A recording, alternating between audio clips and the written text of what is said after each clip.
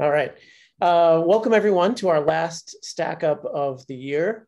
These are short midday breaks to focus on some of the folks who are in the trenches, who are on the front lines in various functions and aspects of a company, everything from engineering to design to sales to marketing. The idea is that a lot of times we hear from founders, but not from the actual sort of, people in each area who are, pushing things forward day to day.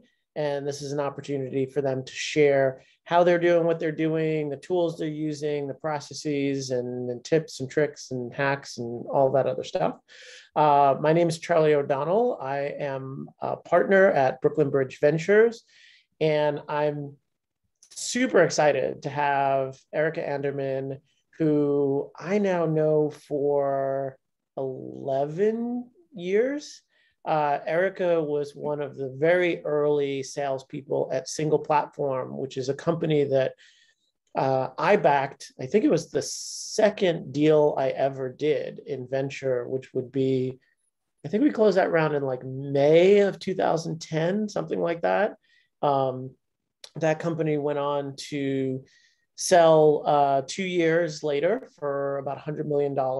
And that whole Single Platform team went on to get sprinkled throughout the New York ecosystem behind sales teams at Splice, at Seated. Folks have spent time at Yext and all sorts of other places. So, if you've got a strong inside sales team somewhere in New York, chances are that they can trace their roots to the Single Platform team from a decade ago. So Erica, welcome. Thanks so much for being here. Thank you. Yeah, great intro and very true. We call it sometimes the Single Platform Mafia. They're everywhere. So, but it's a nice. Good. So what I'm going to ask everybody who is not Erica, if you can pause your video for a moment until we come back at the end of Erica's presentation. She's going to put up a deck and we'll open it up for questions at the end. So I'll get out of your way, Erica, and you can go ahead and put up your deck. Cool. All right. Let's hope I can do this right. And then we're going to presenter view correctly works. Working? We can see what what's on your screen. Yes. Okay, cool. All right. So nice to meet everyone. As Charlie said, I'm Erica, currently SVP of Revenue at Seated, background Single Platform, and after that Slice. I have a weird thing for startups that start with S, not intentional, but just the way things worked. Most of my experience has been on go-to-market teams, different business models. Single Platform was more SaaS, Slice was first marketplace, and then Seated is a consumer-facing marketplace as well. And my job has mainly been on the supply side, so selling to local businesses, restaurants for the most part throughout my career. So experience in transactional and enterprise sales. We did restaurant groups, big, larger, contracts at Single Platform, onboarding and customer success, offshore support operations, which I'm not going to get into too much here, but if anyone wants to chat through, that was a big part of what I built out at Slice. Business development, strategic partnerships, that's been a big thing that I myself have usually owned. And then sales and revenue operations, which is my favorite thing that we're building right now at Seated, and a huge help in terms of running a revenue org. So in the next 30 or so minutes, just what I'm going to cover: building the revenue org here at Seated, how it all functions, what our tech stack looks like, what are the KPIs that I look like, how I align the sales, marketing, RevOps teams, and then where the road to a repeatable model. That's the goal for all startups, is to be able to create a revenue function where you can start to put money in and predict what's going to come out. And that's the goal. And I'm just going to talk through a little bit about how I think about that and getting there. And then we'll open it up for questions.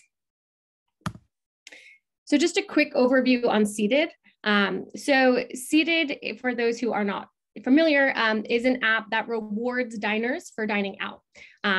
The way that we work on the restaurant side is essentially if that restaurant has excess capacity, which as I'm sure you're all aware, many do, especially on off-peak nights, Mondays, Tuesdays, not every single table in that restaurant is full. However, they have fixed costs.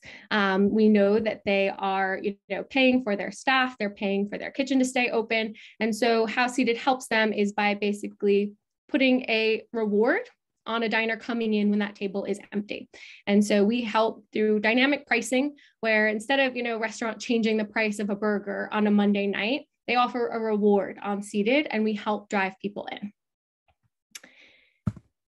So this is just kind of an overview in terms of how it works. You book on the app, the guest or member, we call them, take a picture of their receipt, which allows us to make sure that the business we send is attributable, and then they get rewarded. So let's say the restaurant pays a 20% reward, they get that they pay us that 20%, and we split that. We take a small margin and we share the rest with the member, who then gets to spend that reward on a bunch of different brands. So we are technically a three-sided marketplace in that we work with the reward store brands, so they can spend it on Sephora, Uber, Amazon, all sorts of different brands, as well as charities. But what we see most people go for is Amazon, not too surprisingly. And on the restaurant side, what we sell is, again, we help them fill those empty tables. They tap into our network of members who are using the app to dine out. We integrate with whatever their existing operations are from a sales perspective. That's a great thing. No additional tech required. We integrate. If they use Resi for reservations, we'll send our members there. If they use Chow Now, and I'm going to get into why we got into online ordering as well, we plug right into whatever their current online ordering is. And then we send our members directly in. So to give a quick background on kind of my story and how I got involved with Seated and how I kind of built the revenue org here. So Seated sales org existed before I got there. In 2019, Seated was growing very quickly. They were signing on restaurants for one product, the dine-in product, the ability to fill empty tables. They were growing about 20% month over month. They raised their Series B. And they hired me in March 2020. So March 2020, I left the pizza delivery app that I was at Slice to come join an in-restaurant dining rewards program right as the pandemic hit. So obviously not the start that I had hoped for, but it's how everyone has their own story of how the pandemic unfolded for them.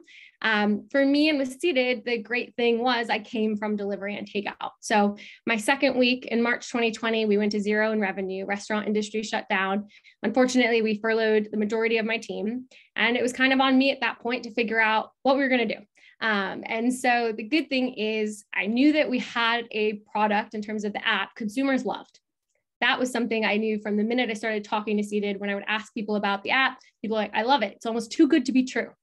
So if I figured if consumers think it's too good to be true, I've got to be able to keep restaurants on. How do we pivot something that was working for rewarding for dining in into this world where restaurants cannot open their dining rooms? So one thing we knew from, or I knew from working in delivery and takeout, is that even though restaurants are investing in their own online ordering, so they'll pay for, let's call it $100 per month for a SaaS or their POS online ordering, about 80% of their orders are still coming through these third parties. Uber Eats, DoorDash. And many of you saw in the pandemic, a lot of these kind of news was coming out about how these predatory third parties are charging 30% for these restaurants. And I knew that restaurants wanted people to order direct through their website, through their POS, through their preferred channel. But when you're a person who's dining out and you have an inbox full of, promotions from DoorDash and earn $10 to eat, that's where you're going to eat. And so how do you get people to order direct? We can use rewards. So we launched rewards for delivery and takeout pretty quickly in about the spring of 2020. And concept pretty simple from a sales perspective. You got it spun up and running, and I'll talk through how we did that. Started pitching it to our restaurants. Would you pay a reward if that guest orders through your direct channel? We give you all of that guest data, which is something the third parties don't do. And you have that guest and you can keep them coming back. So that started working, which was great.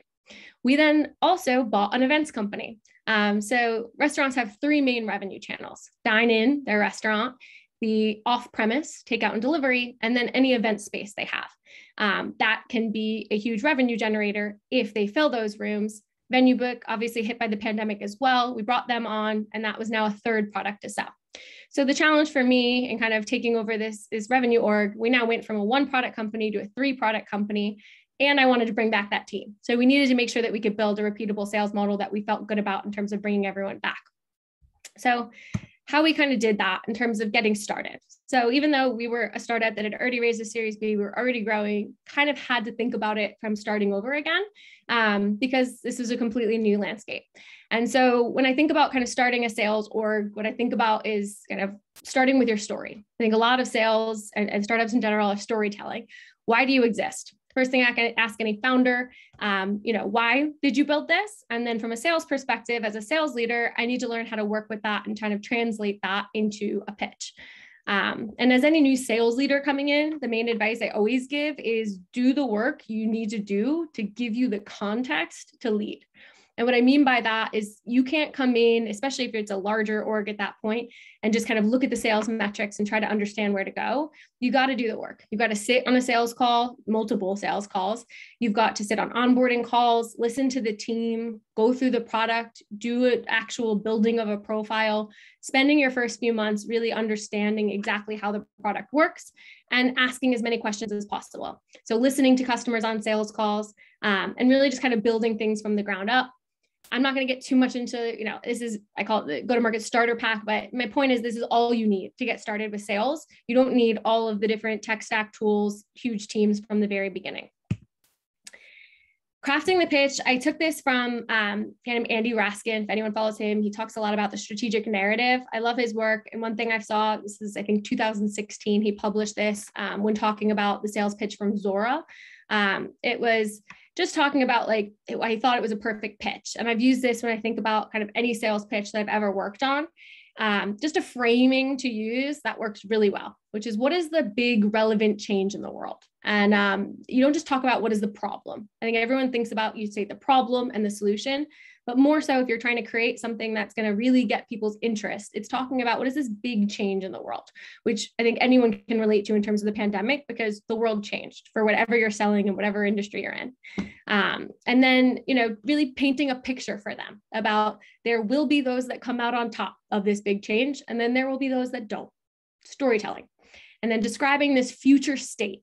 And this is the promised land, right? And this is kind of painting this picture of, here's this amazing, this is where the winners are going to go. And then how you're going to get there is really then you kind of get into your product. So you don't jump into your product and the features right away. First, you storytell, you kind of create this promised land. And then it's about, here's how our product and features are going to get you there. And you're in good company. We use this in our pitch deck. I use a lot in kind of ending any pitch deck is, here's the other people who are using us currently and love us as just kind of evidence for them about here are the winners and you can join the winners by becoming our customer. So that's kind of just an overview of any sales pitch. If anyone wants to talk through that further, more than happy to. But I'll get now into kind of how I built the revenue org. So this is the basic makeup of our revenue org at Seeded. So marketing, sales, customer success, and RevOps. What those teams do. So our marketing, and this is how many people I have in each currently. So we have 1.5, I call it that because we have one full-time person on marketing, and then we have one person who on customer success is kind of working towards there. So about half our time. They support both top of funnel, so filling the sales funnel, and then also existing customer engagement.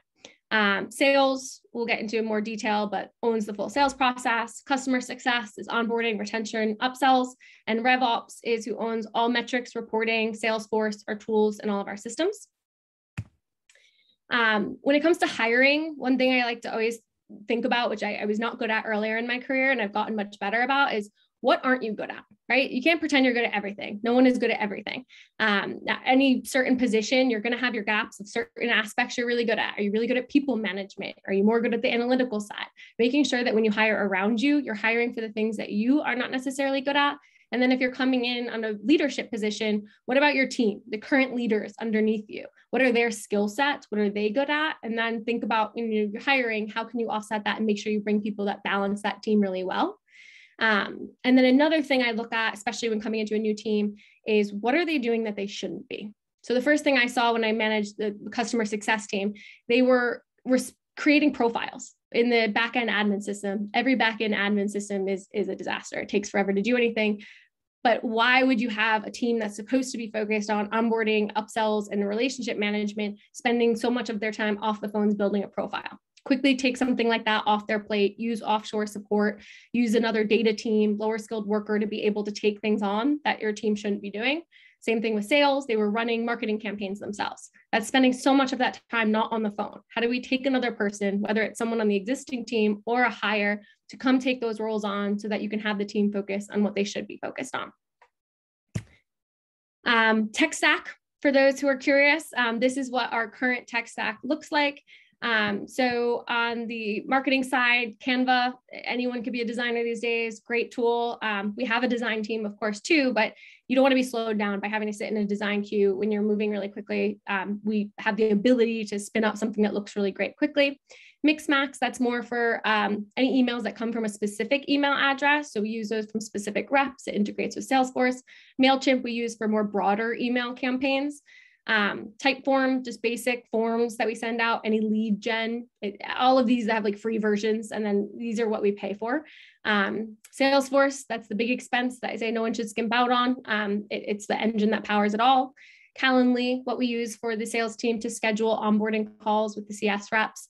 FormStat, that's where we get our contracts in. Truly is what we manage our phone systems and our recordings. Restaurant data is where we currently get our leads. Zapier kind of links it all. One thing I love that we do there is we link up our Salesforce. So we have a channel in Salesforce called Bell Ringers. So every time a sales rep closes a deal, it notifies our entire team on Slack. So we can celebrate what is the new sale that we brought in and everybody cheers them on. Highly recommend in a Zoom remote world. And Tableau, data visualization.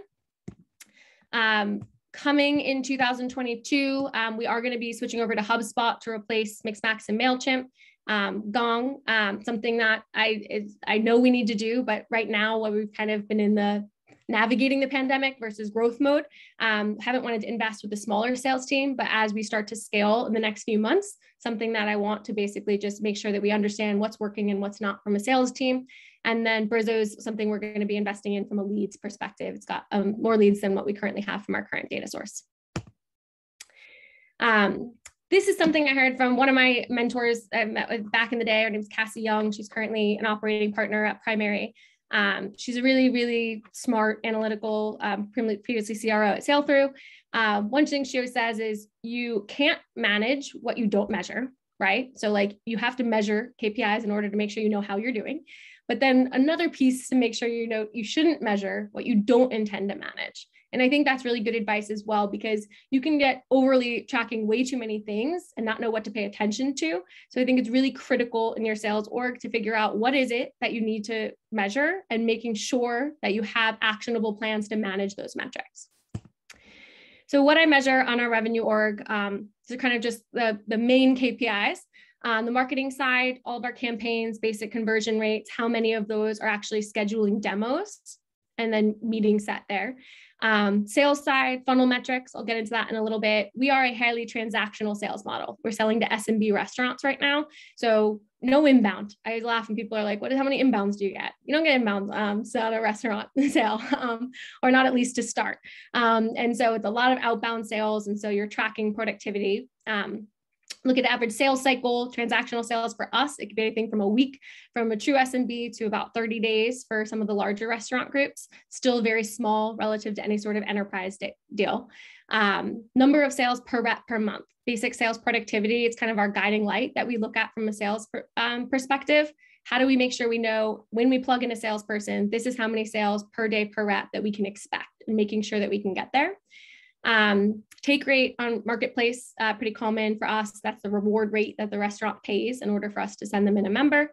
Customer success, days in onboarding, time kills deals. You need to make sure that you are getting people live quickly when you bring them in. We have a bunch of different upsell functions within our existing customer base. Pauses I call out because it's pretty common at every business, whether you call it something different. It's restaurants that are kind of in that temporary, not churn, but not necessarily live right now, paying close attention to that. Saves, churn, NPS, guiding light of how your restaurants feel about you. And then RevOps is kind of who's my gut check, who's constantly looking at making sure where are we on the percentage to goal and our plan, making sure that we are matching our forecast in terms of growth projections, looking at our unit economics and our LTV to CAC ratio. So it's kind of the guiding light to make sure that we're scaling this in an effective way. Just to look at kind of, if you are looking at basic transactional sales to set up, this is just a very basic sales funnel. I took this from my head of sales had put this together for a interview in terms of having someone look at, basic sales numbers. It's just what you pay attention to. I don't think people realize it can be pretty simple. Just productivity. How many calls are they actually making per day? How much time are they spending? Making sure, especially in a remote environment, that people are putting in the work. What is that translating to? Are we setting those meetings? Are we then winning those meetings? It's just basic sales funnel metrics to track to kind of know where to look in terms of what's working and what's not and where you need to improve. And then an expansion plan. This is where I'm kind of looking to expand as we look to grow. So that was kind of my high level of where we're at in terms of who we currently have. And then these are planned hires for the year. So marketing and enablement can live under RevOps traditionally. For me, who I have in that seat is actually someone who's really good at enablement. So I'm putting that underneath him. Sales, building out multiple channels. We're going to start going up market, mid-market, and enterprise. Need to have the right people in those seats to do so. Breaking out customer success into inbound support versus outbound upsells and success, breaking out saves and retention. Investing in more analytical people underneath RevOps. And then strategic partnerships is something that I've done myself because that's something that I have had the bandwidth to do, but as we grow, I won't. And so bringing in someone who will directly report to me, who can help us to basically work on deals to grow the supply versus relying on our sales channel. Alignment with these teams. So within any org, I think it's super important, especially a leadership team, that the team that you have running each of their functions is working really closely together. This is one thing I always look for, especially when I'm either advising companies or looking at revenue teams. I think CRO is a new role for me. I've led customer success. I've led sales. This is the first time I've led it all with a like acknowledged role of like kind of full revenue org. And for me, I'll never do anything else because I think it's so important to be able to understand how to grow revenue. And it's not just solely focused on new business. It really can come from all different aspects. And I think having that full ability to look at the full revenue org is super important. I talked to my team, which is the head of each of those functions you saw, about being a revenue leadership team first. We call it restaurant leadership team, RLT, and then functional leader second, which is super important in terms of everyone understanding that, my head of sales knows that if we drop people out before onboarding, or if our trial that we're offering for 1 month free does not convert at the end, that is just as much his problem as it is my head of customer success. And we will all talk about it together. RevOps is kind of the authoritative source that's looking at the numbers. That means that my sales leader can't try to spin something for me in a way that is going to try to portray anything different than what it is. She is the authoritative source of numbers, and she will look at things in that way. And I really think that this allows the team to work well together. I put up here just a graph from Radical Candor by Kim Scott. I'm sure everyone's read that book. If not, you should. It's how I like to lead. And I think it's a really effective way to manage teams, which is first, what's most important is that trust. You have to care about the people on your team. You have to genuinely care and make sure that each one of those people feels taken care of and knows that you want them to be successful. And then you can give them very direct feedback. My team knows me very well for being direct. I've worked on it over the years in terms of, sometimes if you don't know me first, it can feel a bit too direct. And so I try to make sure that I always focus on the first part, which is caring, making sure that they know that there's trust here, but that we need to really challenge each other because we can't be in any situations where people aren't really bringing out what the challenges and problems are. We want to encourage that as much as possible. And I think that only happens when people feel, taken care of. I'm going to try to get through. I know I'm already at time here. This is my last one. And so after building all of that, kind of, where's the guiding light? Where am I headed? And so when I think about building a rev org, the most important thing is that you can build predictability. And so first is product market fit. Are your customers happy? Measuring that through NPS and just benchmarks here. as long as you feel like, yes, you have a ICP, you know who you're targeting, they seem happy, then go to market fit. Are we actually able to replicate this on a sales per rep basis? So the graph on the right is a real graph. These are my sales numbers. I need that to be as consistent as possible. Those dips need to be reflective of holidays, which is what it is. Labor Day, Thanksgiving, I'm okay with that.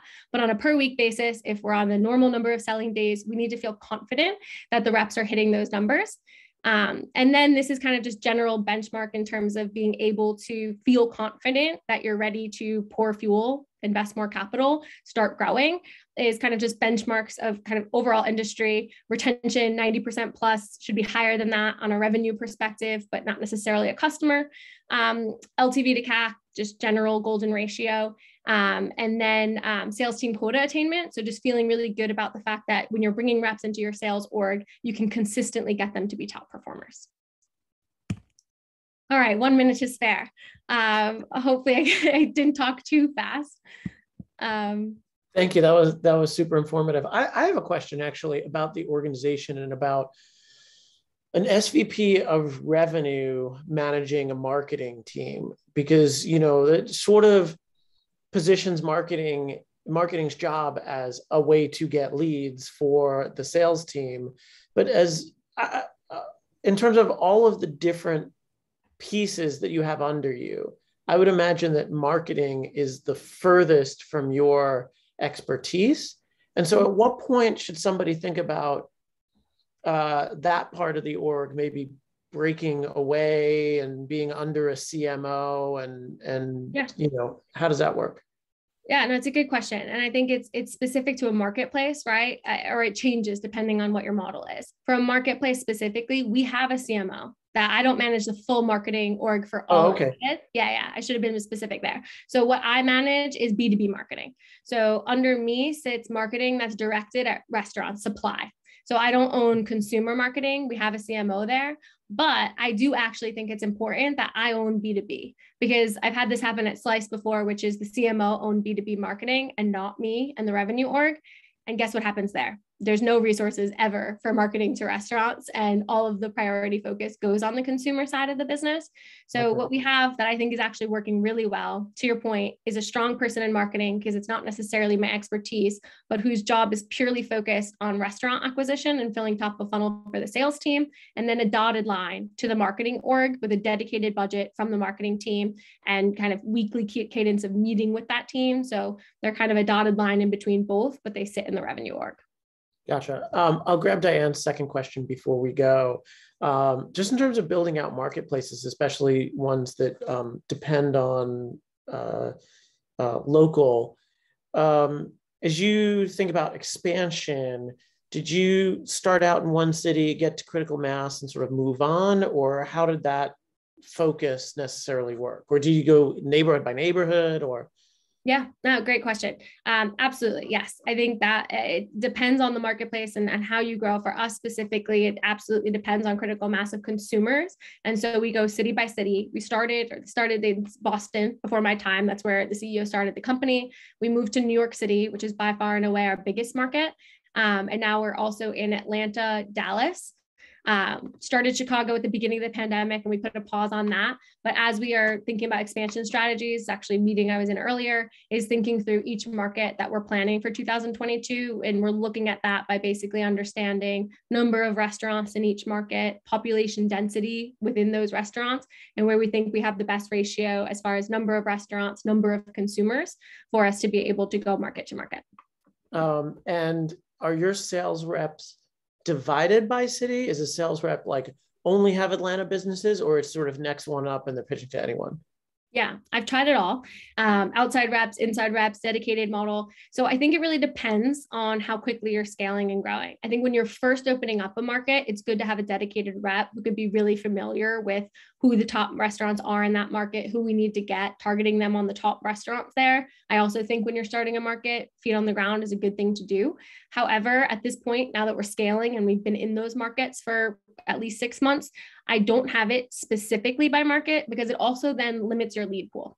So it's kind of a balance between productivity per rep, making sure that they have enough leads that they can consistently get their sales in, versus focus on a specific market, which then limits what leads they can target, which usually you see a productivity hit on. So I actually think it really depends on the kind of maturity of the market in terms of whether or not you have someone very specifically focused there. Gotcha. And last question before I go. So when you think about setting targets and what kind of productivity you should get out of a rep, do you look at that, at least early on, or would you suggest looking at that based on the economics of a rep and basically say, hey, well, reps got to pay for themselves, or they have to have, a certain amount of revenue coming in compared to their salary? Or is it more standard by industry? I give the example of actually the first time that I ever met Wiley Cirilli, the founder of Single Platform. He had been the head of sales for Seamless for like a decade. And where he was pegging the goals for Single Platform was he was comparing it to Seamless. And he said, well, with Seamless, we used to close, I forget what it was, 4 restaurants a week per rep or whatever. If I were planning on a sales team, is there a certain percentage of closing, or does it more have to do with just bringing in money to cover the rep? Yeah, it's a good question. I mean, I think it's hard, especially in the beginning, when you don't necessarily know what your LTV looks like yet. And you don't necessarily know how long or what the payback is going to be for you to be able to know, is that going to pay it back? What does that ratio look like?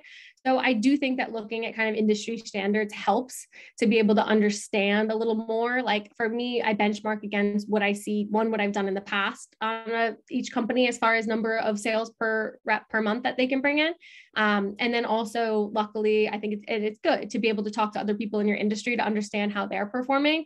I've talked to other sales teams selling into the same restaurant base, and I feel really good that my numbers are higher than theirs. I think that's my benchmark, is like, okay, I know that my reps are performing really well. And then once it got to the point where I'm at now, where we have enough historical data to see, the cost to acquire the current sales team is, it's actually a bit elevated right now because it's a smaller team. I only have 8 reps. And so it's kind of top heavy. I've got myself, my head of sales, head of rev ops. That's expensive. So going forward, when I project out in 2022 right now, as I plan to start building sales classes and hiring more junior employees, that cost to acquire will go down.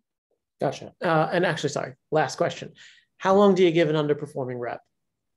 3 months. Okay. And, and that's performance managed out, right? So I think you give them their ramp for 3 months, but if by the end of the 3rd month, they're still not hitting 50% of their goal, and I'm not cutthroat, like you're out. It's more certain people, like, for example, a Single Platform, we were hiring so quickly. If we saw reps who had hard work and they were putting in the productivity and effort metrics, but they weren't closing, that might be a good person for account management. It means that they're hard workers, they work hard, but they might care about the relationship more than they care about just closing and moving on to the next. And that doesn't mean there's someone they need to go, but maybe just not the right role for them. Gotcha. Awesome. Listen, thanks so much for spending time with us. We don't want to take too much time away from your team and closing, and wish you the best of luck, especially because your performance at Seated is reflective of what's going on in the world. So we hope, for your sake and our sake, that 2022 is a banner year for you guys, because that would all mean that things are good for the rest of us too. Yeah, exactly. Absolutely. Thank you very much. All right. Thanks so much. Bye-bye. All right. Bye.